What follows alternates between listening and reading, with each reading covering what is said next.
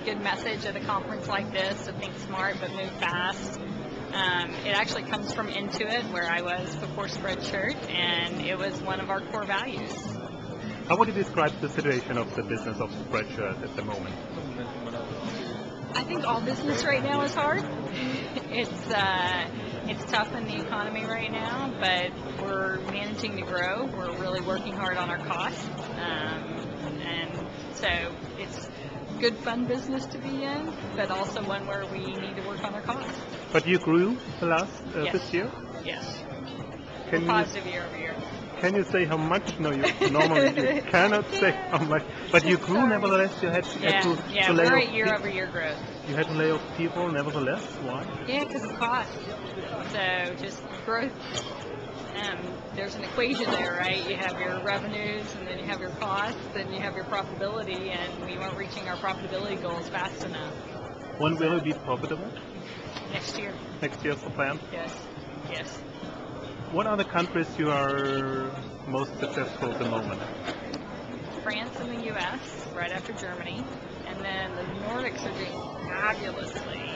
So we just launched a big shop partner there, and the UK hasn't been an easy one for us, but we just launched this morning with the Sun, and hopefully that will bring a lot of nice publicity for us. They're having their 40th or 60th, now I can't remember, I think it's their 60th anniversary, and so they launched a shop with a whole bunch of top headlines from their 60 years, and did just a really fabulous job with the shop, so excited about that. Is it similar to the CNN model, where you put headlines on the t-shirt?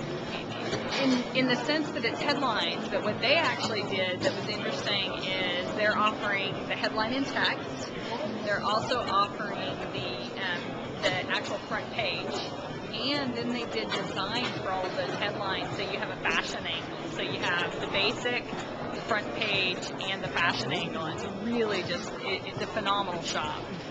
Can you tell a little bit about LaFraise in France? Sure. How big or not big, important is this to the Spreadshirt business? So it's not just France that's important to us with LaFraise. LaFraise, actually, we have it in France and in Germany, and in Europe we just serve in English as a whole.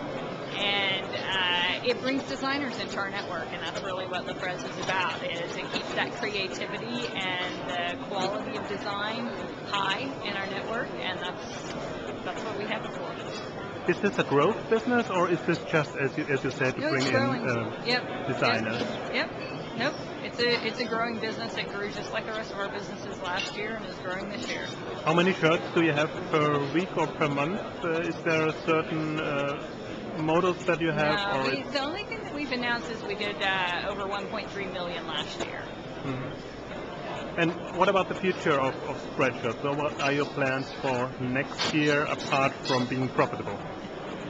Well, I think continuing our partnerships in the way that we have. So you see with the media companies, you mentioned CNN, I mentioned Sun. Obviously, there's lots of media companies with content, as well as a lot of companies like, you may not know, but we did on-pack promotion with Kellogg's this year, and we work with all of the German retailers, Otto, Plus, Schlecker. We have partnerships with them as well. So it's if you heard the man from Charles Truth this morning who said, we realized we had a lot of people that needed shirts and we didn't need to expand into women and children.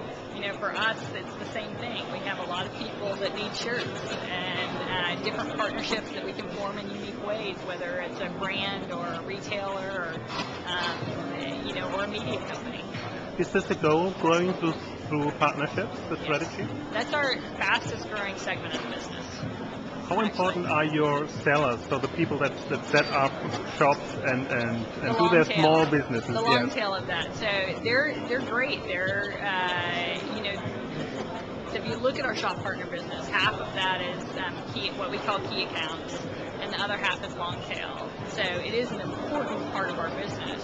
The key accounts are growing faster, but the long tail is a real solid core to that business.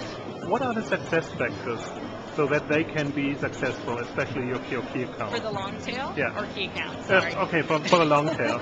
For the long tail.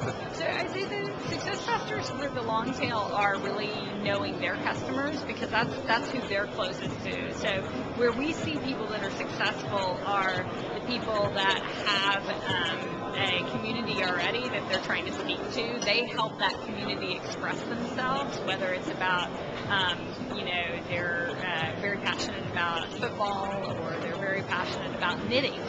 It doesn't matter, as long as they know that group and know how to speak to them, that's when they're successful. Thank you very much. Thank you.